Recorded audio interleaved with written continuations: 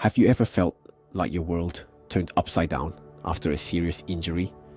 I know I have. One day, during a vigorous Keiko session, I felt a sharp pain in my right ankle. It was as if the world had gone black and white. The thought of not being able to continue my beloved kendo filled me with dread.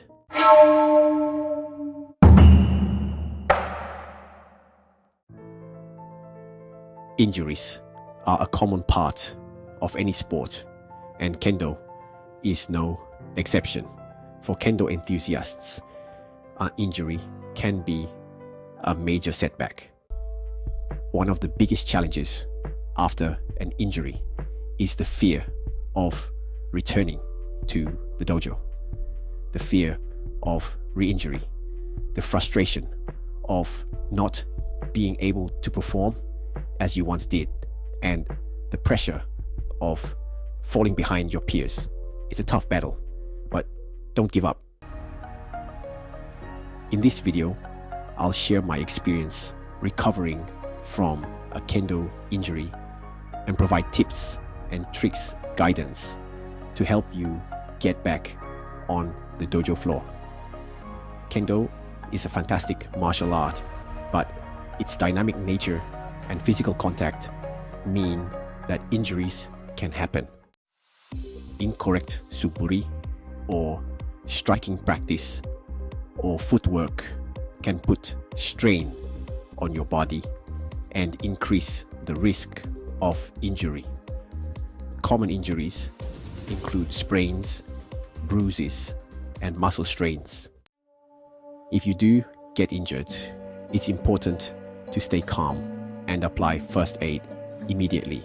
Remember, rise, rest, ice, compression, and elevation. And always consult a medical professional for proper treatment. Talking to senior kenshi or your sensei can also be helpful, as they may have experienced similar injuries and can offer advice. While you're recovering, you might think you have to stay away from the dojo entirely, but there's a way to keep improving your skills. Mitori-Geiko. This involves watching other kenshi practice and imitating their movements. It's like having a mirror image of yourself, allowing you to deeply understand techniques and apply them to your own practice. The benefits of Mitori-Geiko are numerous. You can learn correct form efficiently, expand your repertoire of techniques, and develop your ability to adapt to different situations.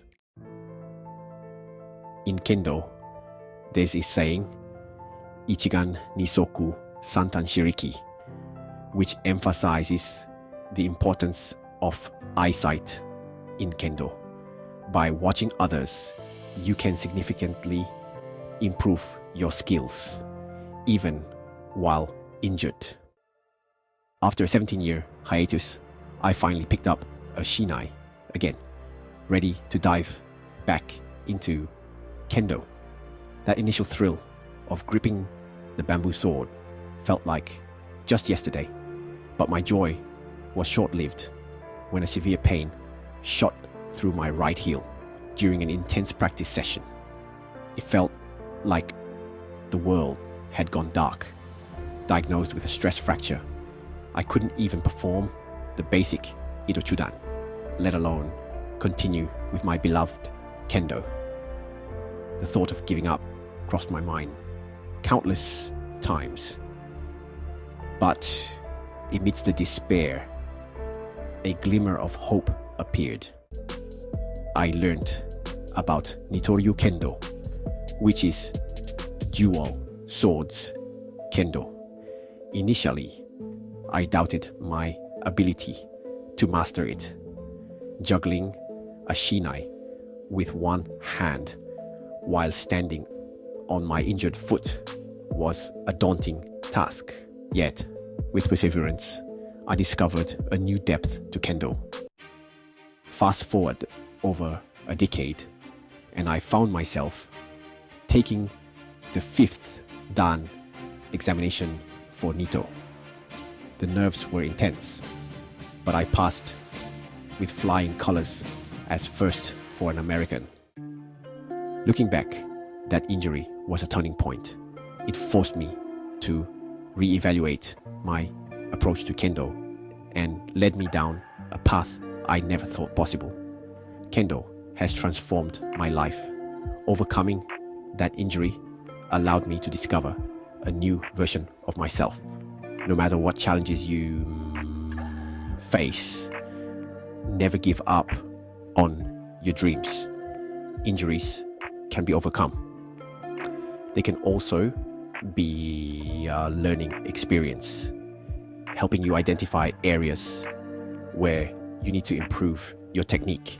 With patience and perseverance, you can return to the dojo stronger than ever. Did you find this video helpful? Remember, the journey of Kendo is a long one. Let's grow together. If you have any questions or comments, please leave them below. Your support means a lot to me. Don't forget to like and subscribe for more Kendo content.